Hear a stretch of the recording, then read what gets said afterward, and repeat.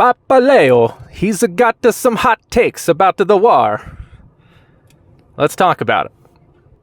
Before we get into that, I just want to welcome you guys back to the channel. Thank you for coming back. Please like, comment, subscribe, and come follow me over on X. I'll leave that tag down in the description, but let's get to the video.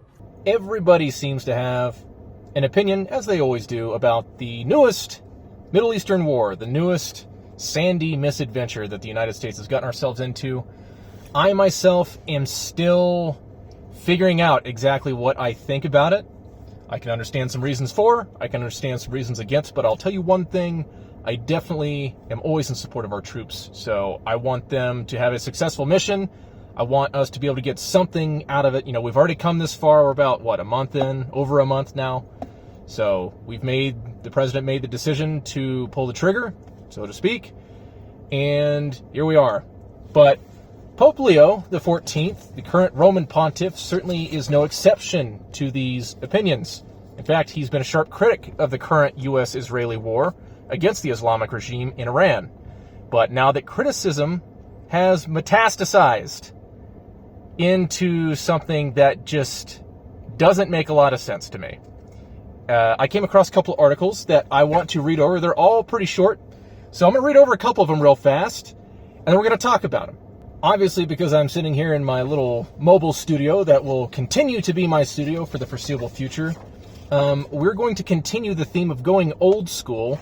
I don't yet have the setup to be able, or the software know-how, how to do kind of like a live stream, or I don't even know if I can, because I do all this off my phone, but I have got an article here from Vatican News. That's what we're going to start off with.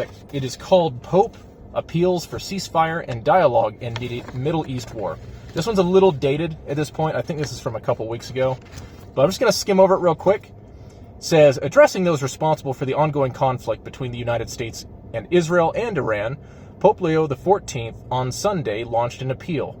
Quote, in the name of the Christians of the Middle East and of all women and men of goodwill, cease the fire. Let paths of dialogue be reopened. The quote continues, violence can never lead to the justice, the stability, and the peace that peoples are awaiting. Okay? He said, as he turned to the faithful after the recitation of the Angelus prayer, the Pope recalled that, quote, the peoples of the Middle East have been suffering the atrocious violence of war, end quote, for 2 weeks. Which, you know, at this point is 2 weeks old, so it's been over a month now. Quote, thousands of innocent people have been killed, and many others have been forced to abandon their homes. I renew my prayerful closeness to all those who have lost their loved ones in the attacks that have struck schools, hospitals, and residential areas, he added. That's about all I'm going to read from that. I just want to make sure I'm getting actual quotes from him and not just mischaracterizations here. My goal with this video is not to slander, but let's move on to the next article. This next one is from The Guardian, and this is one of the more interesting statements. So the Vatican News, there's nothing really too crazy in that one. I just wanted to illustrate that he is generally opposed to the war, and he's continued to call for ceasefires. However, the article, a little after that other, so this is about a week old now, he, I guess it would be 2 Sundays ago now, made an interesting statement, picked on a very particular detail here. Let me read. It says, Pope Leo has said aeroplanes should be, quote-unquote, carriers of peace, and that aerial bombardments should be banned in his latest condemnation of war amid the U.S.-Israeli conflict with Iran. The Catholic Church's first American pontiff made the comments during a meeting on Monday with staff from the Italian national airline, ITA Airways. So he was visiting some Italian air crews in civilian airlines there, and that's what prompted some of those statements. Airplanes should always be, quote, airplanes should always be carriers of peace, never of war. No one should be afraid that threats of death and destruction might come from the sky, Leo said. He did not specifically refer to the war on Iran. So it's kind of an inference there, but not a big stretch. You can get what he's getting at. And obviously he's talking about more broadly, not just specifically the Iran war, but in general. He added, quote, after the tragic experiences of the 20th century, aerial bombings should have been banned forever. Instead, they still exist, and technological development, positive in itself, is being placed at the service of war. This is not progress, it is regression." End quote. The Pope's criticism of the war was more pointed on Sunday when, during his weekly Angelus prayer in St. Peter's Square, he renewed his appeal for a ceasefire. He described the death and suffering caused by the conflict as a, quote, "scandal to the whole human family." He said he had been following the situation with dismay. Quote, "We cannot remain silent in the face of the suffering of so many people, the defenseless victims of these conflicts. What hurts them hurts the whole of humanity," the Pope said. "I strongly renew my appeal for us to persevere in prayer so that hostilities may cease and the way may finally be paved for peace." End quote. Leo, who was elected Pope in May last year after the death of Pope Francis, has so far been cautious over his engagement with Donald Trump. He has relied instead on his College of Cardinals to directly criticize the U.S.'s decision to go to war in Iran. Earlier this month, Cardinal Domenico Battaglia in Naples, Italy, addressed an open letter to, quote, "the merchants of death," end quote, profiting from weapons sales, while the Washington, D.C. Cardinal Robert McElroy said the conflict, quote, "fails to meet the just war threshold for a morally legitimate war," end quote. This next one is a Reuters article called "Pope Leo Says Aerial Military Strikes Should Be Banned" from March 23rd. And I'm not going to read the whole article, just the opening line, because there's a very specific accusation that's leveled here. It says, "Pope Leo sharply criticized aerial bombardments on Monday, saying they are indiscriminate and should be banned in his latest anti-war comments as the U.S.-Israeli war on Iran enters its fourth week." And that's all I'll read about that one. But there's another Reuters article I want to cover that just dropped.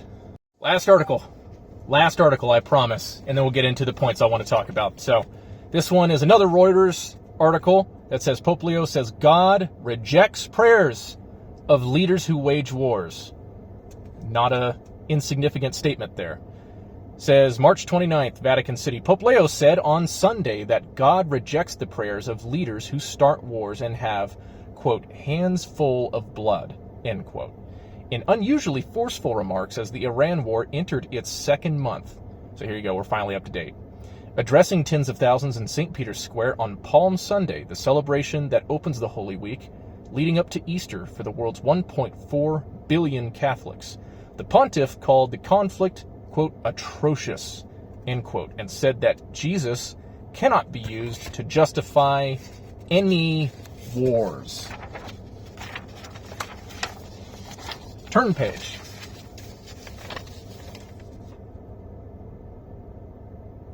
Quote, "This is our God, Jesus, King of Peace, who rejects war, whom no one can use to justify war," end quote. Leo, the first U.S. Pope, told crowds in brilliant sunshine, quote, "Jesus does not listen to the prayers of those who wage war, but rejects them, saying, 'Even though you make many prayers, I will not listen. Your hands are full of blood,'" end quote, he said, citing a Bible passage, and I'll give you that passage in just a second. Leo did not specifically name any world leaders, but he has been ramping up criticism of the Iran war in recent weeks. During an appeal at the end of Sunday's celebration, the Pope lamented that Christians in the Middle East, quote, "are suffering the consequences of an atrocious conflict," end quote, and may not be able to celebrate Easter. Just about done. The Pope, who is known for choosing his words carefully, has repeatedly called for an immediate ceasefire in the conflict and said on Monday that military airstrikes are indiscriminate and should be banned. Some U.S. officials have invoked Christian language to justify the joint U.S.-Israeli strikes on Iran on February 28th that initiated the expanding war. U.S. Defense Secretary, War Secretary, get it right, Pete Hegseth, who has started leading Christian prayer services at the Pentagon, prayed at a service on Wednesday. Oh, okay, so there you go. He's directly taking a jab at Hegseth on Wednesday for, quote, "overwhelming violence of action against those who deserve no mercy," end quote. In his homily on Sunday, Leo referenced a Bible passage in which Jesus, about to be arrested ahead of his crucifixion, rebuked one of his followers for striking the person arresting him with a sword. Quote, Jesus did not arm himself or defend himself or fight any war, end quote, Leo said. Quote, he revealed the gentle face of God who always rejects violence. Rather than saving himself, he allowed himself to be nailed to the cross, end quote. And I believe that is the end of the article. Let's talk about it. Oh, real quick, before we do that. The Bible passage that Reuters, for some reason, can't figure out. I mean, what do you expect from a bunch of godless journalists? It was Isaiah chapter 1, verse 15, if I have it correct, which says, today, because we are addressing specifically something that some things the Pope has said, all the scripture references are in the New American Bible Revised Edition, which is a Catholic Church authorized version, and I believe they use this in liturgy, if I'm not mistaken. My Catholic friends, please correct me if I'm wrong. If you're even watching this far, yeah. I understand if you're upset, but we need to talk about this stuff. So Isaiah 1:15 says, "When you spread out your hands, I will close my eyes to you. Though you pray the more, I will not listen. Your hands are full of blood." So that is God speaking to the sinful nation of Israel. Not the modern Israel, the ancient Israel. And it also, I don't think this is specifically the one he was quoting, but it also reminded me of this. So I threw in Proverbs chapter 6, verses 16 through 19. All scripture references will also be in the description, so check those out there. And this says, there are 6 things the Lord hates. Yes, 7 are an abomination to him. Haughty eyes, a lying tongue, hands that shed innocent blood, a heart that plots wicked schemes, feet that are quick to run to evil, the false witness who utters lies, and the one who sows discord among kindred. Before we get into the breakdown here, I just want to give a couple of qualifiers here at the beginning. We are dealing with our fellow Christians. These are topics that people get very heated about, and my goal is not to drive further division. We're going to talk about some tough stuff here, some things that I personally disagree with and strongly disagree with in the articles of those things that were said. And some people may think that I am out of place for criticizing a leader of the church, and depending on who you are, the leader of the church. However, I believe these things need to be said all the same. So, first, I am someone who has been in the military, personally. This is not a world I am ignorant to. I was only in it for 4 years, and before that I did, I guess, training time as an ROTC cadet. So I was an officer. I'm certainly no expert, but I am also not entirely uninitiated either. I did 4 years in the United States Army, and I served in the 82nd Airborne Division as an airborne infantry platoon leader, and the other roles that officers spend there. So I was in the boots of someone who would be getting called up. Right now, the 82nd Airborne Division has been called up. At least one of the brigades has been called up and sent to the Middle East to be prepared to drop in, if need be, if the president so calls on them to do so. So I've been there. I've had to be the guy ready for that job, for that task. So I don't take this lightly. Also, I am angry. I'm not going to deny that. I'm frustrated. I am. But the Bible does teach us to be angry and do not sin. So I want to make abundantly clear, I do not hate Pope Leo. I do not hate the Catholic Church. I don't hate the bishops and cardinals or anyone of any sort. I recognize them as my fellow Christians, and I respect them as Christian leaders, even though they are particularly my leaders. I am a Lutheran. I don't formally submit to their church. But the Catholic Church has a tremendous influence in this world. And the Pope has a tremendous platform from which he speaks and leads many Christians. And he does say a lot of things that I agree with. And I do gotta say, as someone who is a Lutheran and has been learning church history, if nothing else, I gotta at least appreciate a little more restraint trying to be exercised by the same church who was getting a little happy with the burning of heretics back in the day. So I guess credit where credit's due, that they're trying not to rush to bloodshed. So, hey, maybe they've just learned their lesson, but I think we've got maybe a bit of an overcorrection here. But I do want to also clarify that I'm not trying to condemn anybody here. I'm not trying to condemn Pope Leo. I'm going to pick apart his arguments here a little bit, some of the things and the details he's saying, but I'm not trying to attack him as a person. I'm not trying to attack you as a person. If you are someone that just defaults to his opinion because he is your spiritual authority, or if you just happen to be someone that agrees with his perspective, I'm not trying to attack you as a person. I want to debate with this argument. So if you disagree with my counters to this, sorry, I'm drinking something carbonated, so it's coming back up. But let me know in the comments. I would like to hear your response to my response. So, a couple things that I want to also talk about that I think I can see where he's coming from. So maybe I'm not going to say devil's advocate, but trying to, walk a mile in their shoes. So we have recently just witnessed the Gaza war, where we basically saw an entire, multiple cities completely leveled. I mean, the place is completely devastated, and a lot of Christians were caught in the crossfire. I mean, there was instances where there's no way it wasn't Israeli troops taking shots at churches. Like, it's just, there was one I remember, it was a church, I believe a Catholic church, and there was like a tank round. You could see where it had impacted, like right next to where the cross was, like kind of up on I guess it was a steeple, or like the front leading wall of the church that had the cross on the point there.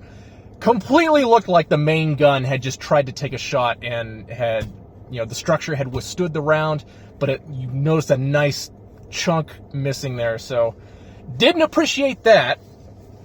And in this war, unfortunately, I think it's pretty much all but confirmed at this point that the tragic strike on the school that killed scores of children, something like, I think, close to 200 people, lost their lives in, I believe, the opening salvo of this war on February 28th.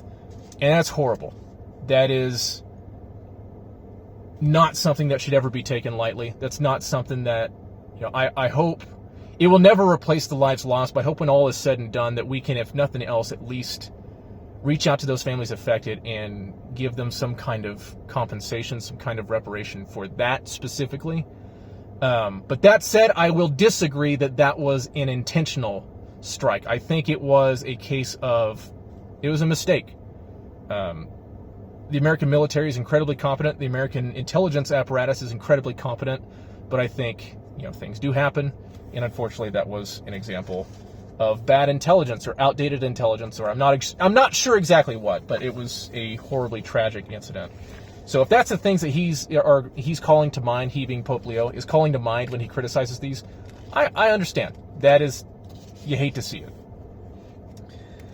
But there is, and this is a risky operation, for sure.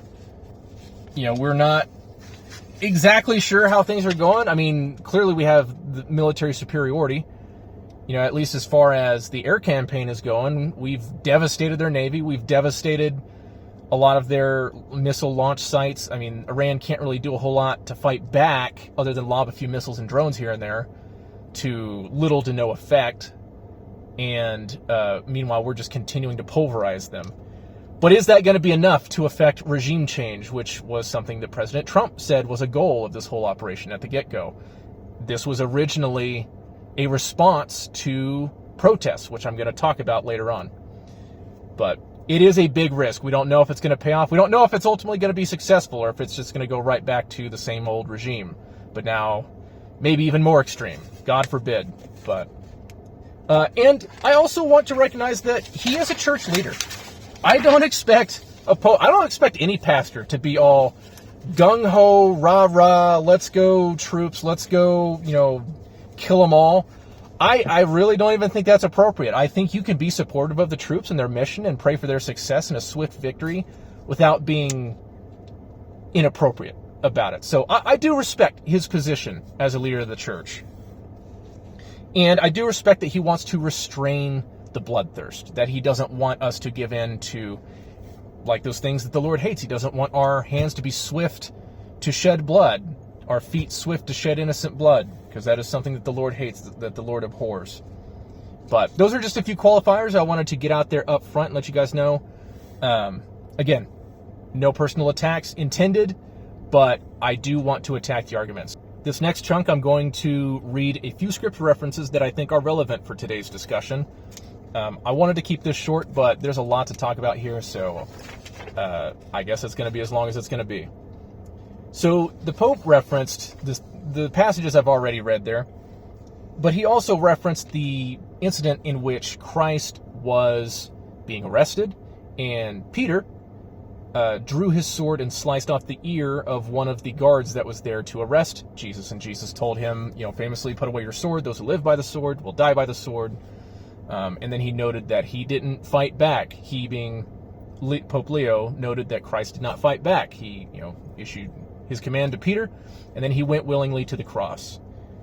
So that, combined with things from, teachings from, we get, the Gospel of St. Matthew, chapter 5, verses 38 through 48. I'm actually not going to read those, but this is where you get your turn the other cheek, love your enemies, pray for those who persecute you.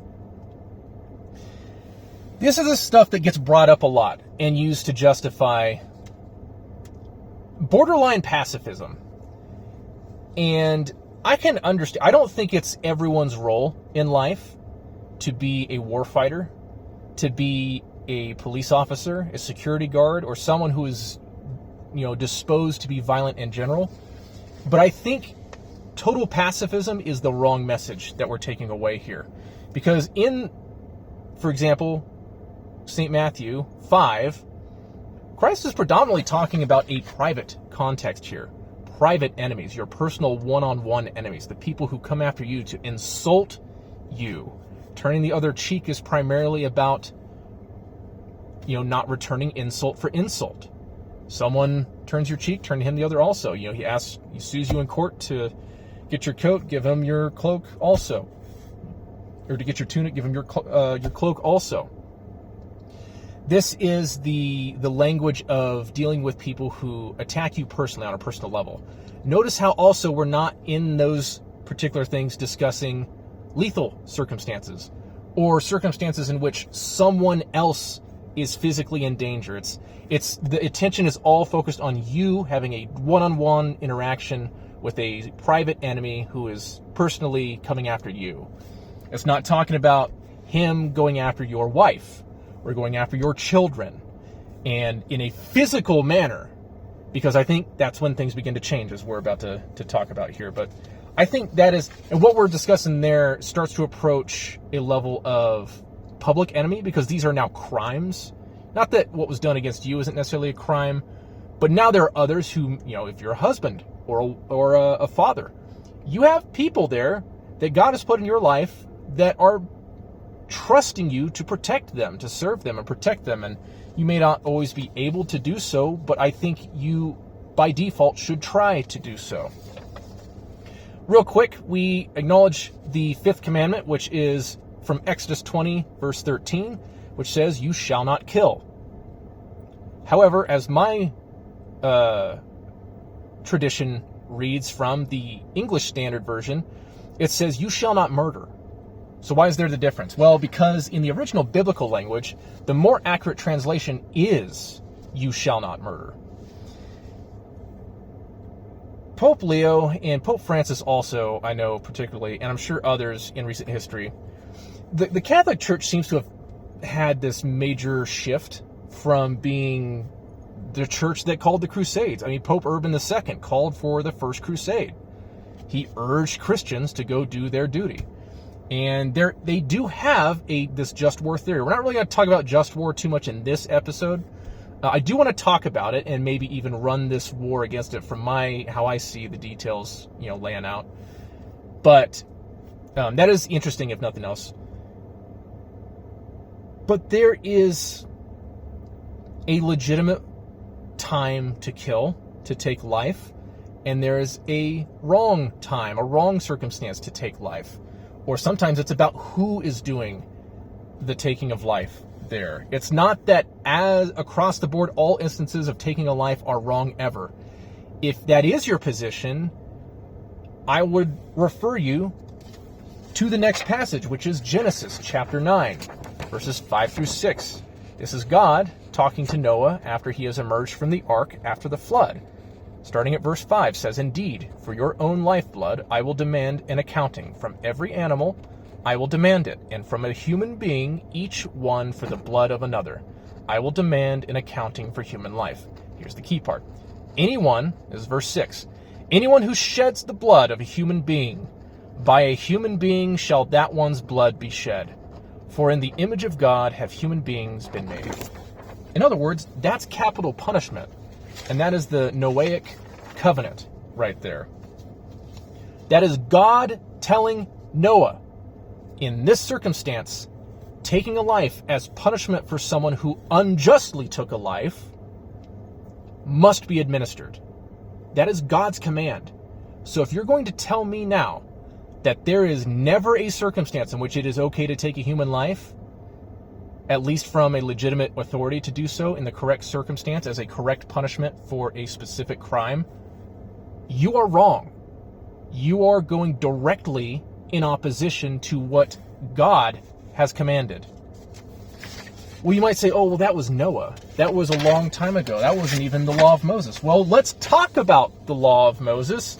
As a matter of fact, I'm not going to give a specific reference that we're going to read here, because I'm just going to read you a list of crimes that were identified in the law of Moses for which capital punishment was strongly recommended, if not outright commanded. And those included,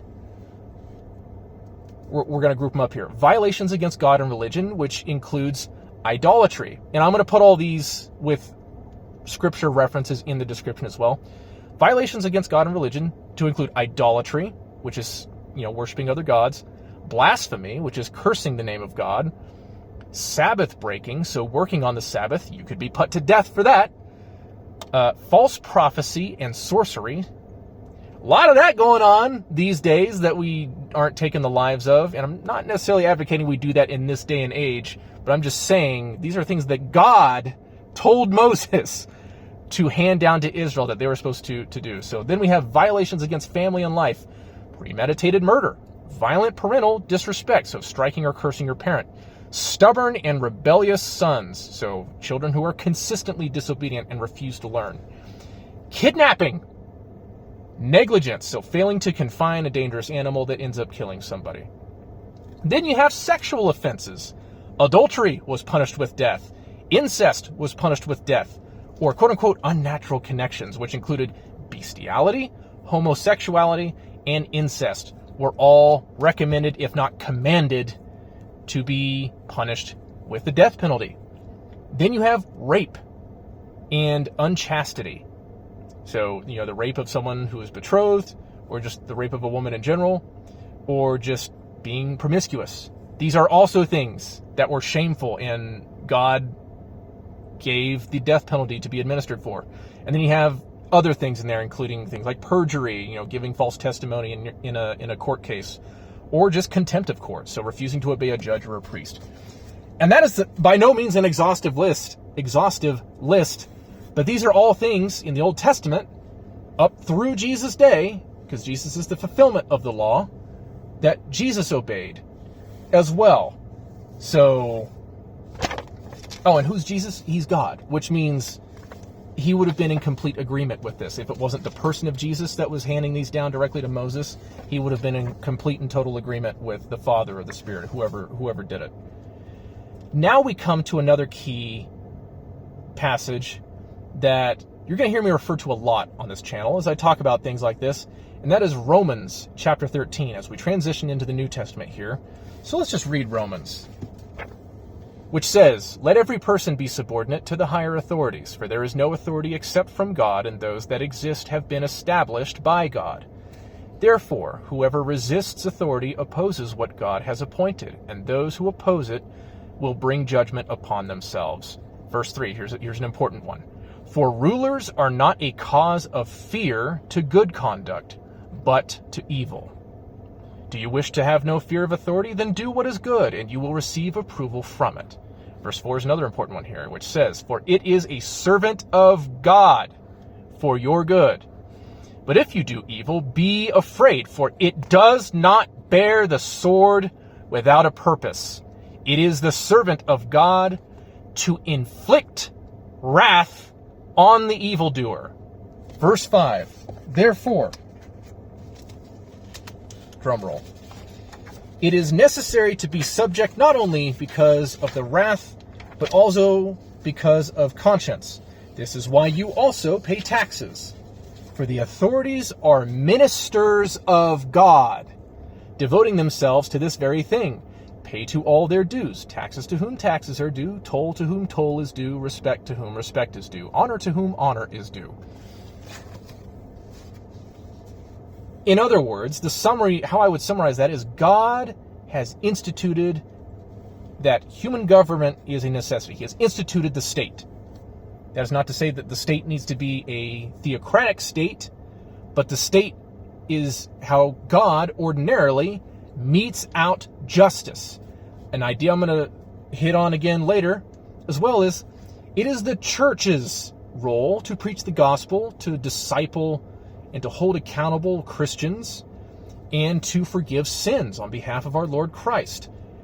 It is not the state's role to forgive sins. As a matter of fact, I think most cases that is wicked for the state to forgive sins, to forgive those who have broken laws, who have caused disorder and chaos and violence in our societies. I know I'm getting a little off the theme of war today, but there's a lot of crossover between law enforcement and capital punishment within our nation and carrying out military operations beyond our nation's borders, or within the borders of your own nation to defend your nation.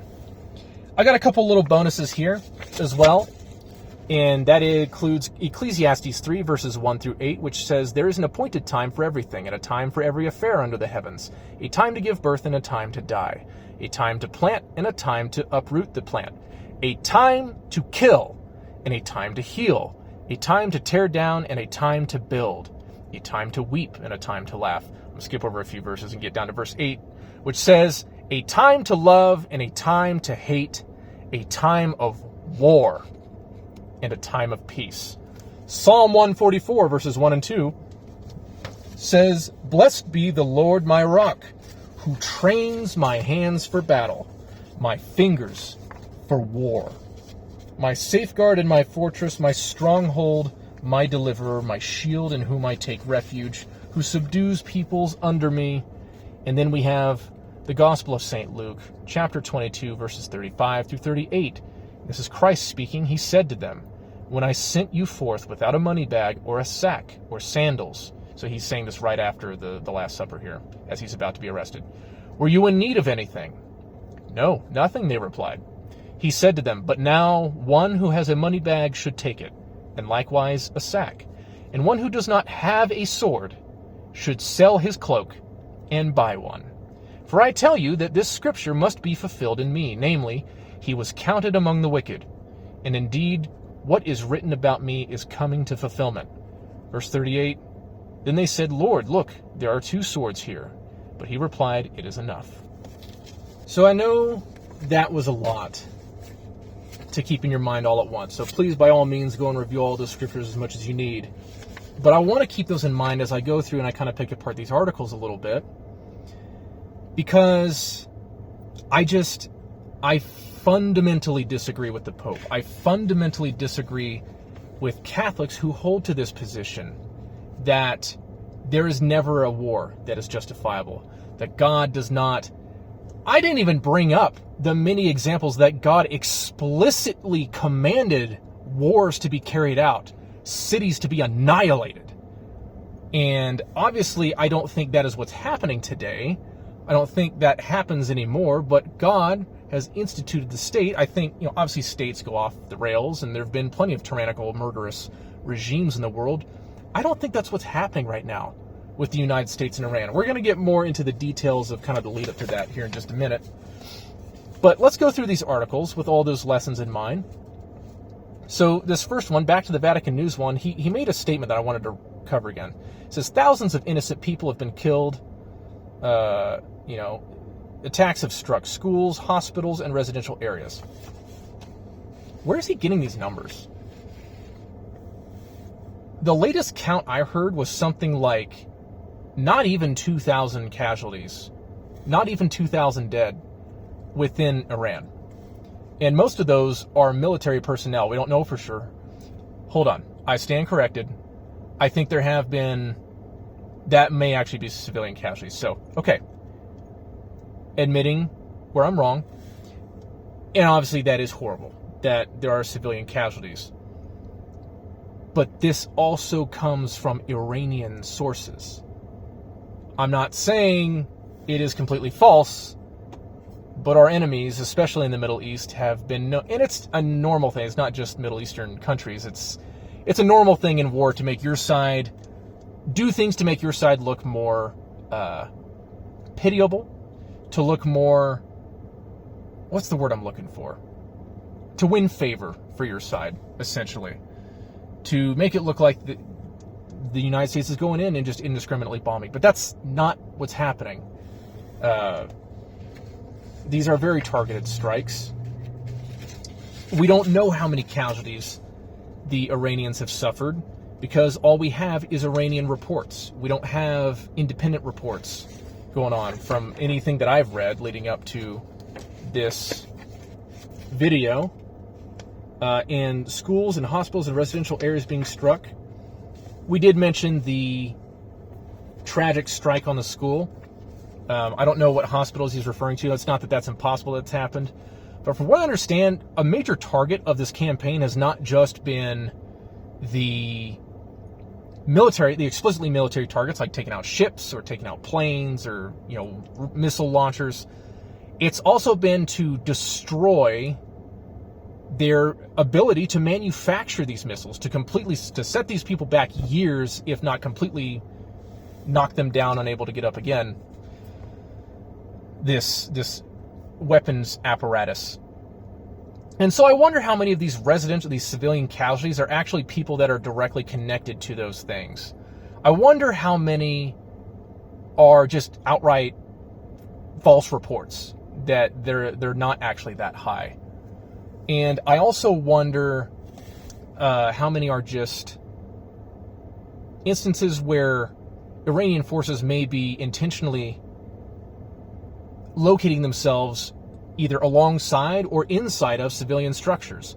Because we know from how their proxies fight, that is exactly something that they do. They know the international community has an issue when Israel or the United States or whoever goes in and conducts an airstrike and it takes out civilians. But they also buried their weapons under a hospital, or they buried their weapons in, name your civilian structure here. That is how these enemies fight. But no, 100% of the criticism is on the United States in all of his statements that I've seen. Moving on. Airplanes should always be carriers of peace, never of war. Well, that's just a personal preference. That's just like your opinion, man. That's not... Why is that a moral call there? He brings up the tragic experiences of the 20th century, meaning World War II, and all the bombing aerial bombing should have been banned forever. Okay, yeah, there was a lot of indiscriminate bombing in World War II. There was a lot of flattening of cities that went on. But our weapon systems have advanced, which he also talks about in the very next statement, talk about technological development. Positive in itself is being placed at the service of war. This is not progress, it is regression. So it is regression for my weapon to make my weapon systems more accurate so that they decrease the likelihood of collateral damage. It doesn't matter. Let me tell you something real quick. It doesn't matter the war you fight. There is going to be collateral damage. There is always going to be innocent civilians killed.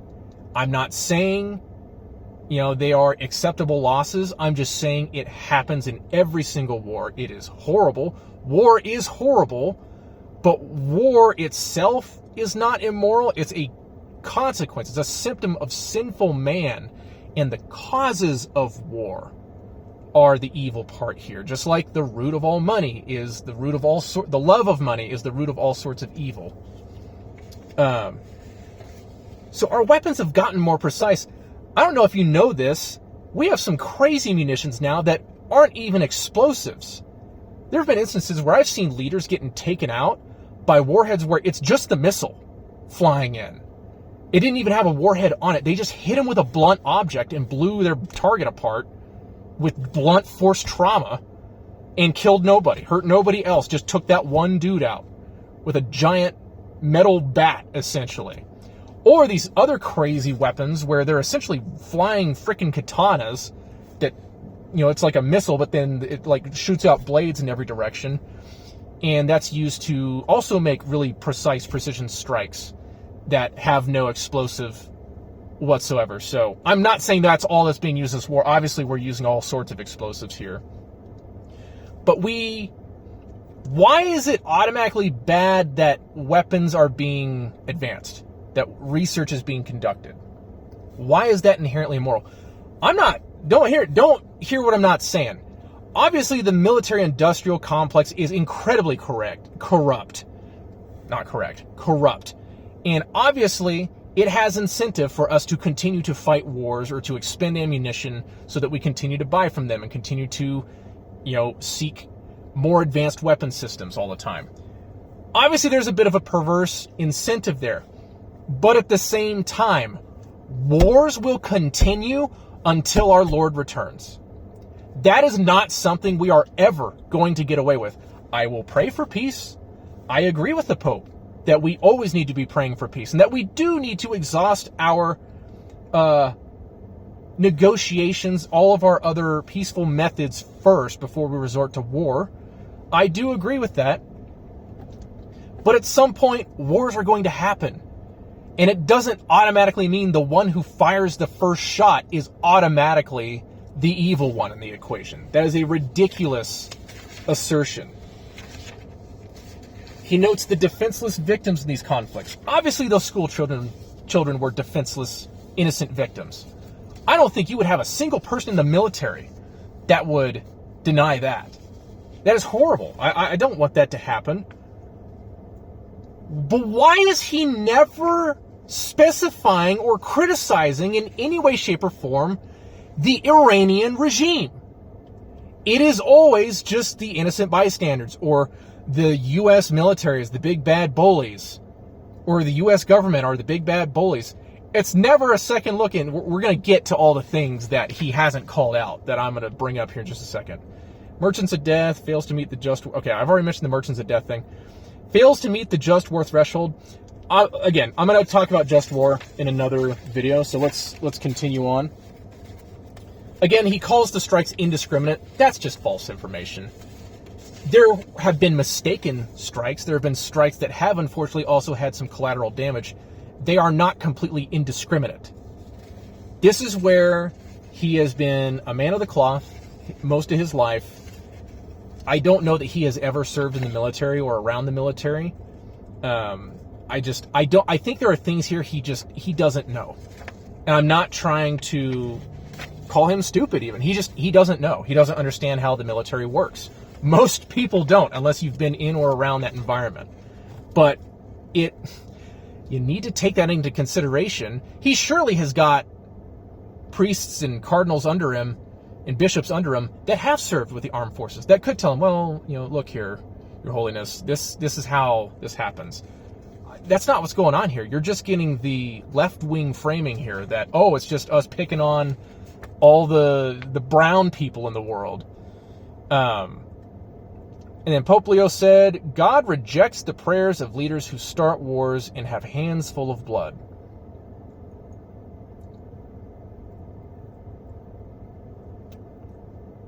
I think that's a bit of a stretch based on everything we've just read.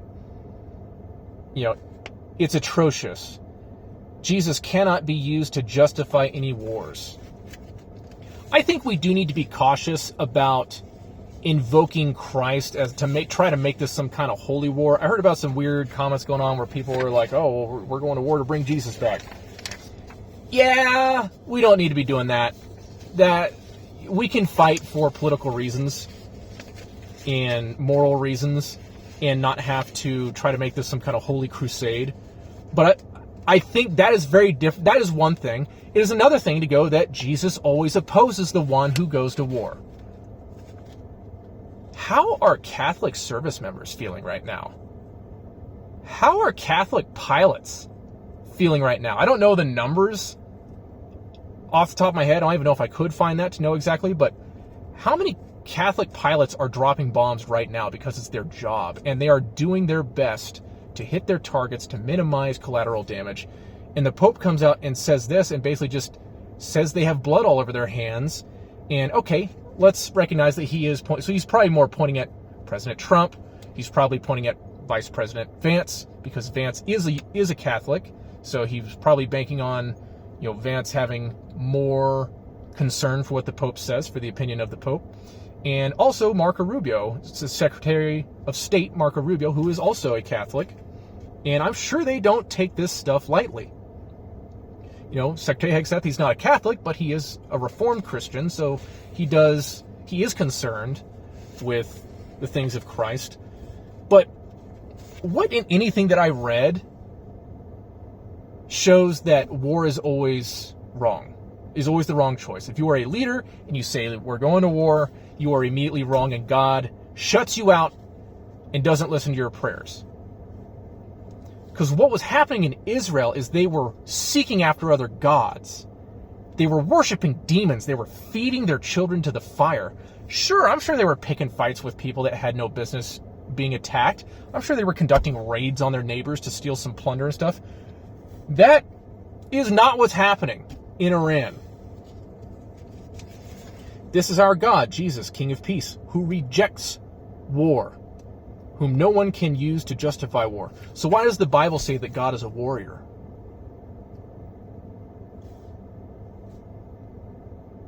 Why does the Bible say, in the passage I just read to you, that God trains my hands for war, my fingers for battle?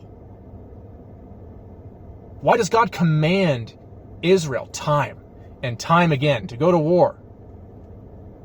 Why didn't Christ condemn a single soldier in the entirety of his ministry? When he was asked point blank, when people were getting anxious and they're like, Lord, what should I do? What did he say? Do your duty, be satisfied with your wages, don't steal from people, follow your orders. He commended the centurion, the Roman Gentile centurion, before he had died and tore the veil to give access to God's kingdom to everyone. He commends the faith of this Roman commander, who I'm sure ordered his guys to shed some blood from time to time. Christ himself, God in the flesh, did not condemn him. Didn't say you need to put down your sword. And okay, I acknowledge that the church was mostly pacifist for the first few hundred years. But you know what? That changed with Emperor Constantine. And we have had Christian nations ever since. And so we've had to balance. What is the right role of the church? What is the right role of the state? How can one influence the other appropriately? What is the right... The state does not forgive sins. It punishes the wicked in the country and outside the country when appropriate. That's why you have just war theory to begin with, to help you make that decision. Now, if you've looked at just war theory and you've looked at all the reasons that we know for sure, like why we've gone to war in Iran, and you disagree, okay, I can accept that. But don't tell me God doesn't listen to my prayers because I gave the order to attack a murderous regime that the Pope has said nothing about. Let's actually go ahead and go on to that. We're going on a while here, and I'm getting a little fired up. But you know what? This needed to be said. So, here's the things that Pope Leo has not said.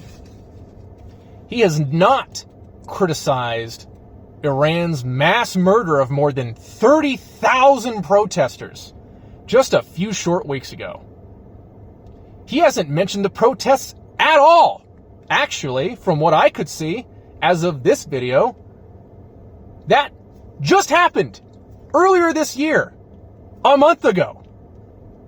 They are still executing those protesters today. right now under the current regime. Why has he not said anything about that? That was one of the explicit reasons President Trump said he was sending American forces. He said if Iran is going to start killing its protesters, America's going to have to get involved. And look what happened. They went down the streets to unarmed protesters and opened fire with freaking machine guns and started rounding people up and have been doing unspeakable things, particularly to women. Not a peep from the Pope. Sorry, I'm spitting. He has not criticized Iran's execution of political prisoners, both now and throughout its history. He has not criticized the Islamic regime whatsoever that I could find. He just calls for a stop to the violence and for negotiations to resume, though he fails to acknowledge the Iranians infamously failed to negotiate in good faith.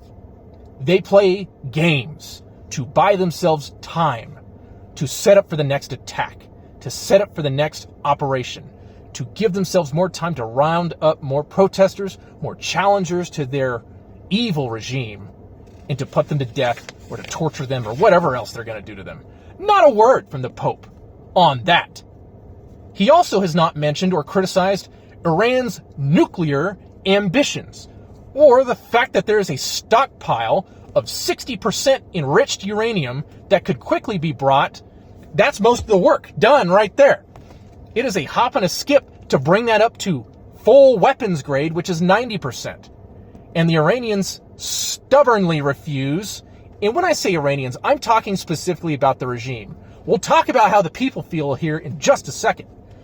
Stubbornly refuse to give it up or let the nuclear watchdog known as the International Atomic Energy Agency, or IAEA, in to inspect anything since the Trump administration strikes in June of 2025. So back Operation Midnight Hammer, when we just sent the pixelated Doritos up in the air to just, send a few down the tube to hit their underground bunker. These articles are also going to be referenced in the description, so look those up as well. Little context for you on that one. 60%, there is no reason that exists other than for weapons. No civilian use on Earth goes above 20%, and most don't even get that high. Usually you just go 3 to 4%, maybe a little bit more than that. To go up to 20% is the upper limit of civilian use.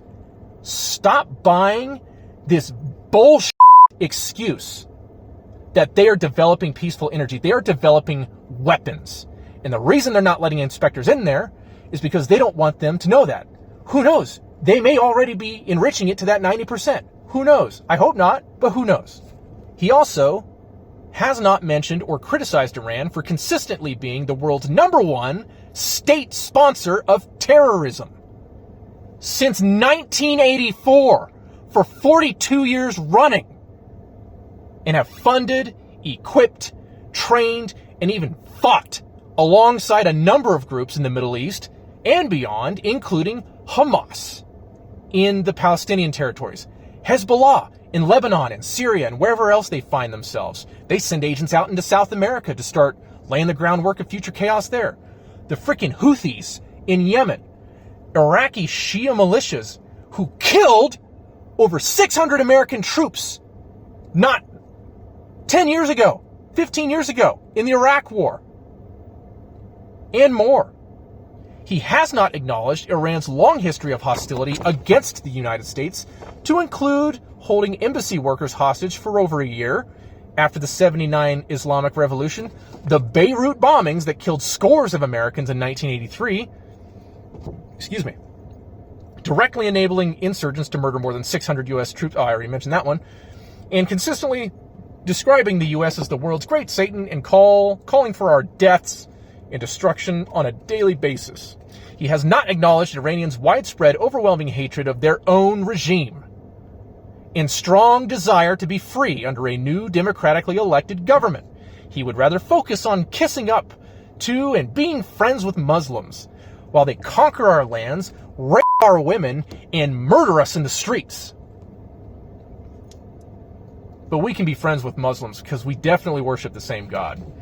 He hasn't recognized, much less criticized, the regime's apocalyptic theology under 12er Shia Islam, or how dangerous nuclear weapons might be in the hands of some psychos like that. He has not acknowledged or criticized in any of the ways the Islamic regime represses and brutalizes its own people on any given day. He makes it seem like the U.S. just randomly strolled up and decided to pick on an unsuspecting Muslim nation that was simply minding their own business. Man, it sure sounds a lot like what people say about the First Crusade. That, oh, Muslims were just minding their own business where they had always been and definitely didn't conquer for 500 years and rape, pillage, and plunder for centuries before Europe finally got their act together and decided to fight back a little bit. So how many decades do we need to let go by before we do something about this? Do we let them have nukes so they can hold the world friggin' hostage? Yeah, good luck dislodging the regime in Korea, because they have nukes now. So that one's off the table for forever.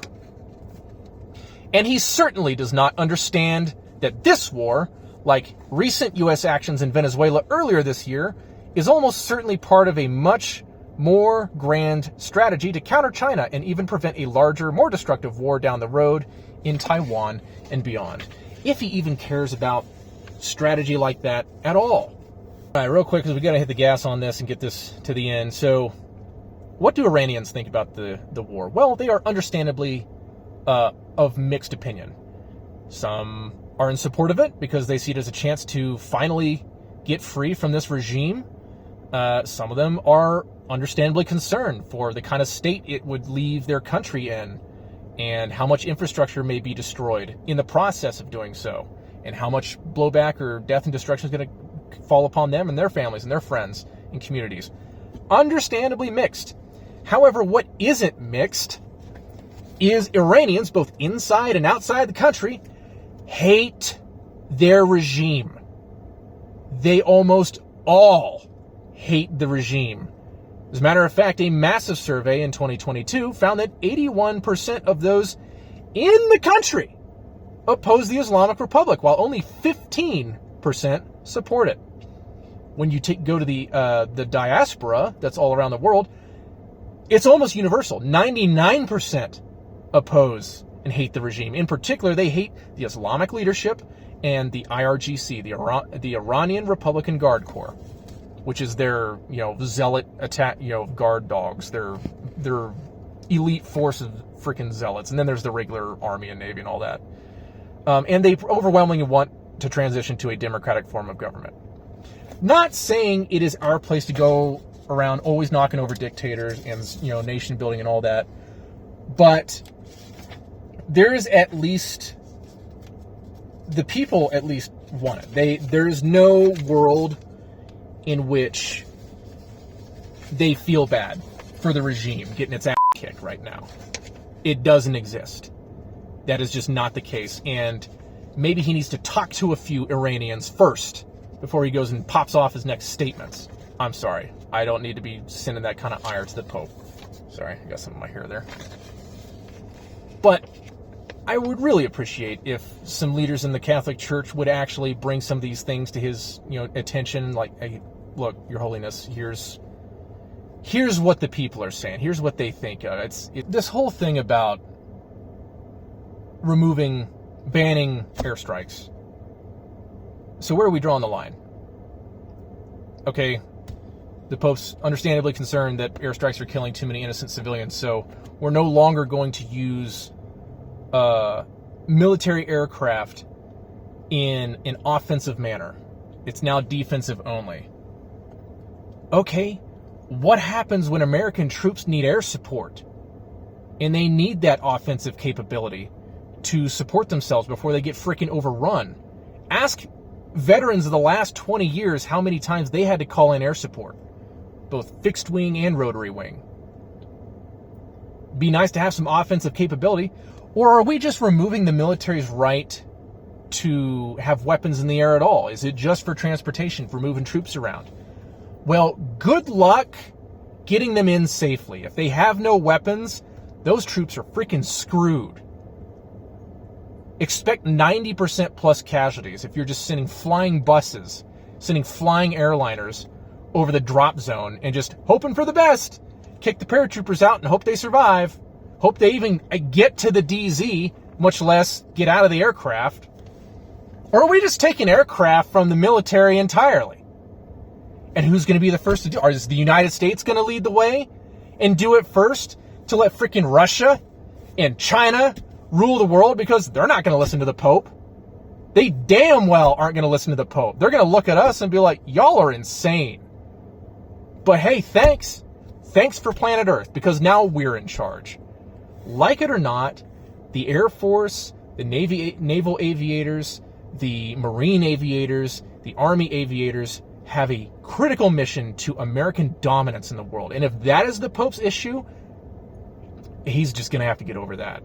Because who's going to step in that void if the United States backs off and just decides to mind its own business so that we can be more moral? It's going to be China. Oh, great. Let's live in a military, an atheistic military, totalitarian state running the world. What a great plan. What a wonderful idea. Let's just defang the United States military so that all these actually wicked regimes... I think I made my point there. And it's not just about weapons. We move casualties with air support. We move equipment to get it into theater faster. What's he think's going to happen? Wars are still going to be fought. If we take away the air power, all this, and we have to, that means, guess what? We have to dedicate ground troops now because air power is not an option. And do you know how many thousands, how many tens of thousands, how many hundreds of thousands of people are going to die then? Any little, scuffle that the United States gets into is going to be hundreds of service members dead every single time because we don't have aircraft. Because the church said we can't have them. It's ridiculous. It is the mind of a child. It is so naive. It is such an infantile way to look at the world. I'm not saying you can't take issue with civilian casualties. By all means. It's good that you're there as an accountability measure so that we're not going and just leveling schools just to intimidate people. But that is not what's going on. What is my point in all this? Oh! Okay, one thing I wanted to talk about before we wrap up here. So there's an understandable concern for loss of life in this conflict, for innocent loss of life. Oh, wholly agree. I want there to be absolute minimal. I want ideally there to be no collateral damage, but that's not the world we live in. We are not God. We are not capable of that. We can't just go in and smite the firstborn and get out. That's not the way that we're able to do this. So we do the best we can by researching more and developing more advanced weapon systems that are more accurate. Like it or not. But there's something interesting going on in the United States with a little issue that you might have heard about called abortion. Did you know that a full 56% of U.S. Catholics are actually pro-choice? That is a Pew Research Center statistic that the majority of self-identified Catholics in the United States believe that abortion should be legal in most or all cases. Ain't that something? And you know what? Each of the last 2 years, in 2025 and 2024, over 1 million babies were murdered in the womb to the consent of at least 56% of U.S. Catholics. Where's all the energy going against that? Where's the priests getting on to their congregations about that? Where's the Pope calling that out? Why is he calling out the Trump administration for their understandably controversial call in the Middle East? Okay, again, you don't have to agree with the war. You can oppose the war. But why was... okay, Pope Leo wasn't in office yet. It was still Pope Francis. But Why was Biden never being called out when he was explicitly pro-abortion, but also claimed to be a practicing, genuine Catholic? Look at all these other leaders. I believe Nancy Pelosi is also a Catholic who is pro-abortion. How many Democrats are supposedly Catholics that are pro-abortion? Because that is official Democrat Party platform. Where's the church leadership calling them out? And here you go. I'm going to give you a little credit. So those who attend Mass, the statistics are lower. Those who attend Mass every week, or almost every week, that decreases to 30%. So now we're back down into the minority, but that's still almost 1 in 3 of people who go to Mass every week. Compare that to, for all their problems, evangelicals. That statistic is only 19%. Less, just under 1 in 5, which is still way too many. That number should be 0 for everyone who calls themselves a Christian. Let me put it another way here. So, and if you don't attend weekly, if you attend, once a month or less, that rises to almost 2/3, 2 in 3 support. 65%, just shy of 2 in 3 are pro-abortion. There's about somewhere in the neighborhood of 53 to 70 million Catholics, kind of a wide range there. So I played with some numbers here. Though about 17 to 31% attend Mass every week. So I took the lower end estimate of Catholics to try to be as generous with the numbers here as possible.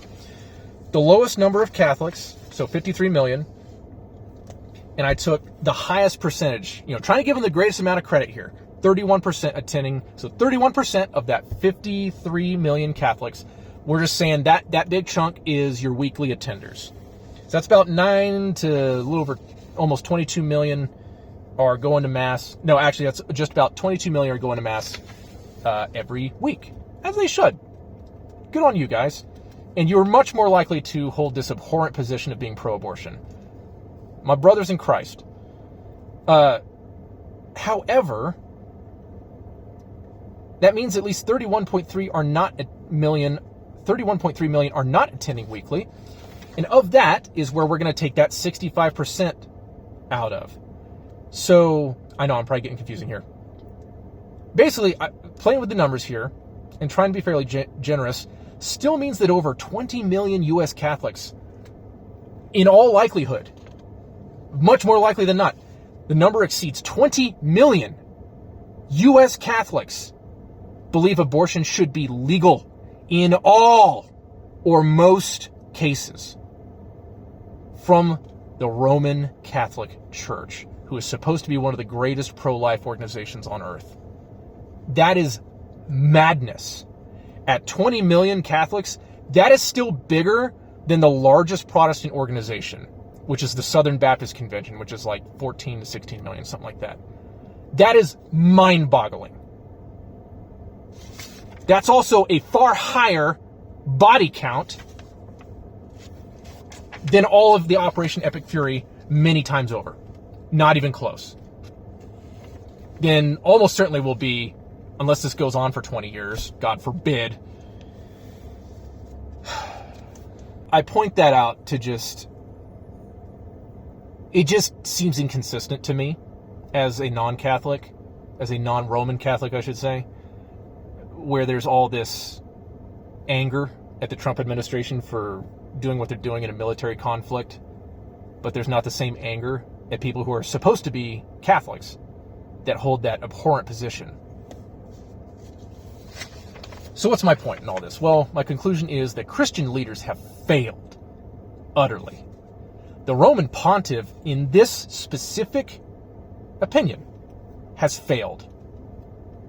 How have they failed? They failed Christians and militaries all over the world, trying to uphold the standards and execute their missions to the best of their ability and to avoid collateral damage and unnecessary casualties. They've failed Christians in law enforcement or our systems of justice, trying to enforce our nation's laws and to punish the wicked and defend the innocent. Romans 13. They failed every young man and woman in who demand justice and order and are sick of seeing their countries and communities overrun by crime, enabled by wicked judges and suicidally empathetic pastors and priests and church and community leaders, and all at the expense of the everyday, hardworking, tax-paying, church-going citizen. It is the church's imperative to forgive the sins of the faithful, not the state's. The church can hold the state accountable and try to help guide it, spiritually and morally speaking, but the state bears the sword, and sometimes it must swing that sword, or justice will become a fleeting thing, or its citizens will become endangered by an apathetic protector. And this extends to our nation's enemies. Yes, the Pope and other Christian leaders have failed everyone I've just mentioned, and the societies in which they live, in this particular instance. And it appears that they are determined to continue this failure well into the foreseeable future. God help us all. I know I've gotten fired up. Thank you guys so much for continuing to watch. If you've made it this far, I'm going to put a couple video recommendations up here. One's going to just read your what you might be more interested in. The other one is going to be a video that I made discussing some reasons why I ultimately decided not to go, when I changed which tradition I belong to, why I ultimately decided not to go Roman Catholic or even to the East. And I love you guys. With all this frustration in this, I still love my Roman Catholic brothers and sisters. I'm sure they're probably not very happy with me right now. I hope in the future, give me a thoughtful response or a non-thoughtful. Let it out. I let it out a little bit here. If you think I'm stupid, let me know, or blow me up on X. Whatever makes you feel better, man. I can take it, I promise. But I appreciate those of you who do listen, who do take these things into consideration. And there's got to be some Catholics that are also frustrated, that probably feel a lot of the same frustrations I am. I know I would be if I was that pilot sitting there watching the Pope's address on Sunday and being like, so do I have to deny my orders now? Do I have to tell my commander I can't go on the missions now that I need to be a conscientious objector? These are questions that are going to come up. It's going to cause no small amount of anxiety. And it would be one thing if this was a legitimate sin. But I don't think that is what's going on here. I think we have something where someone's personal opinion has gotten in the way, and it is skewing what should be a time of good pastorship, I guess you could call it. But in any case, I do still love Pope Leo. It is cool that we have our first American Pope. He has said other things. One thing, here, I'll give you something positive that I actually really appreciate about him. He has spoken up and called out the European nations for their increased censorship, especially of those who disagree with the approved message. And that is something that I don't think we ever had come out of Pope Francis. So, Pope Leo, there you go. And you know what? At the end of the day, we're not going to agree on everything. I hope to God to see you. I hope to see every Catholic in eternal life. I hope I'm among you guys. But thank you guys very much for watching. I know I'm just rambling at this point, like the old man that I am. So let me know how I did. Please like, subscribe, follow me on X, and I will see you next time.